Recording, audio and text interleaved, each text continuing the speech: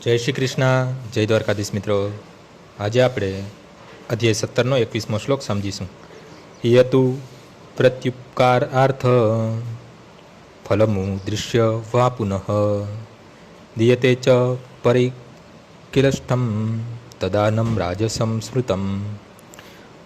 પરંતુ જે દાન અમુક બદલાની અપેક્ષાથી અથવા કર્મફળની ઈચ્છાથી અથવા ના મરજીપૂર્વક અપાય છે તે રજોગુણી દાન કહેવાય છે.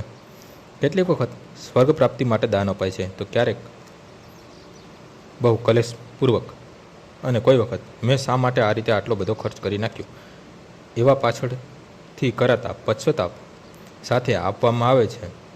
કોઈ વખત કોઈ ઉપકારના બદલાવશ અથવા વડીલના દબાણથી પણ દાન અપાય છે.